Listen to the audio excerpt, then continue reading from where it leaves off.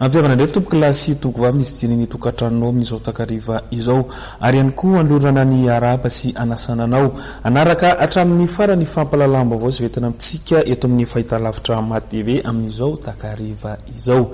Eo amin'ny sehatry ny politika avy hatreo ny santarana ny fampalalam-baovao.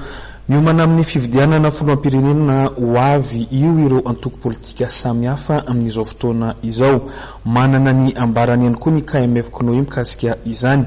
Indrindra fa manodidina ny tetiandrom-pifidianana naroson'ny governemanta ny herinandro lasa teo. Vola ravoavy sy tsirakotoarso no mitatitra ny vaovao. Daty tena izy ve sa mbola mety hanapa-kevitra hafa ny datim-pifidianana naroson'ny Prime-ministre io no fantaniana apetraky ny aonivon'ny Kmf Cnoe mikasika ny tetiandrom-pifidianana filoham-pirenena izay ny 7 novambra ny fiodinana voalohany ary ny 9 desambra kosa ny fiodinana faharoa izay notapahan'ny governemanta ny herinandro lasa teo. Raha ny fanazavana noentin'ny filohan'ny Kmf Cnoe tsy mbola navoaka ary nampahafantarina ny rehetra ny didim-panjakana miantson'ny mpifidy.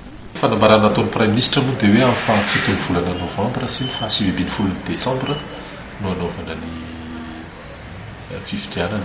PDB ny adevitra mandeha amin'izy io amin'izao anisan'ny adevitra ohatra hoe anticiper tokoa ve izany hoe mandeha alohan'ny fotoana tokony anaovana azy tokoa ve ilay fifidianana araka ny fanapahana izay niraisin'ny fitsarana avy-ny mpanondrenana. Zay zany zao adevitra anankiray, ny adevitra anankiray faharoa koa dia ny hoe ao anatin'ny fotoanan'ny mahamaina ny toetrandro ve sa ao anatin'ny mahabe orana no anaovana io fifidianana io. Adevitra anankiray hafa koa zay fa ny Kmf Cnoe zany tsy dia miditra lala loatra amin'izay adevitra izay aloha hatreto na dia fa manana ny hevitra ihany ary izahay fa ny mahaliana anay zany zao dia hoe rehefa nijerevanay ny fampalalam-baovao izay avoakan'ny governemanta izany hoe ao anivon'ny fifidianan'ny governemanta na ny primature zany ny fampalalam-baovao eo anivon'ny présidence ny anivon'ny ministeran'ny atany any anivon'ny CNI. Ny fampalalam-baovao resahana eto zany dia ny sitway betrareo dia tsy mbola nahita didim-panjakana manaiky ny mpifidy izahay hatreto.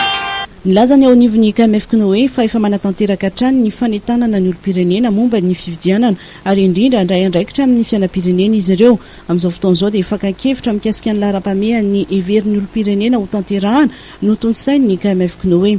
Efa ao anatiny efa hatramin'ny roa taona izay izany hoe ny fanomanana ny fifidianana amin'ny ankapobeny dia eo amin'ny roa taona eo raha kely indrindra. Mba tsy lazako hoe vao tapitra ny fifidianana manaraka eo dia efa miomana izay amin'ny fifidianana ho avy. Raha vita ty fifidianana filoham-pirenena ity dia efa miomana ny fifidianana filoham-pirenena manaraka izay. Arak'izany ampahafantarina amin'ireo kandida ho filoham-pirenena ny vokatry ny fakan-kevitra tanterahan'ny Kmf Cnoe ary mialohan'ny fampelezan-kevitra amin'ny fifidianana ho avy no anaovany izany.